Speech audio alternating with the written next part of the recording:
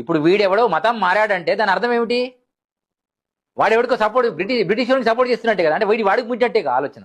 మీకు అర్థమైద్దా నేను చెప్పింది? ఇప్పుడు నువ్వు సాయిబాబాని మొక్కుతున్నావు అంటే అర్థం ఏంటి? నువ్వు గతంలో ఎవడికో నవాబు గుడ్డట్ లెక్క వాడి మొక్కుతున్నావు, వాడి దేవాలయం పెట్టి వాడికి అభిషేకాలు చేస్తున్నావు అంటే. ఇలా పీరీల పండుగ వచ్చింది, కొన్ని గ్రామాలలో కొండ గొర్రెలు వాళ్ళు షియా సున్నీలు కొట్టాడుకొని తుర్కోలకే పడదురా బాబు, వాడు మా దేవుడు కాదురా అని పీరీలు కాదని వాళ్ళు ముస్లింసే చెప్తున్నారు.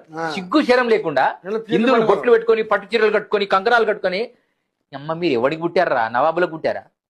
మీరు ఆనాడు నవాబు ఉంచుకుంటే పుట్టారా? మీరంతా ఎవడు పుట్టారు మీరు అడుగుతున్నారు ప్రజలు. పీర్ల కడిగి వాడికి కుడుకలు కూర్చోడం, దస్తీలు కట్టడం, ఇంకా విభూతి చదివించడం, ఇలాంటి సిగ్గు శరం లేని జాతువులు హిందువులలో ఇంకా పాడైనరు. అర్థమవుతుందా నీకు?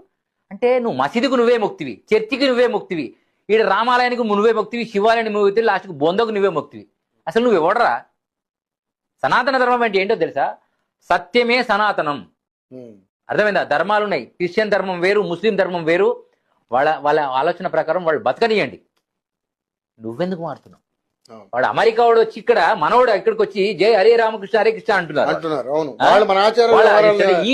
వీళ్ళు వాడికి పుట్టినట్టు వీడు యాక్టింగ్ చేస్తుండే ఒక్కొక్కడు. మరి అక్కడ పుట్టారేమో నాకు తెలియదు. మరి విత్తనాలు ఉంటాయి కదండి, వాడు ఎంత చేసినా వాడు అదే అంటాడు.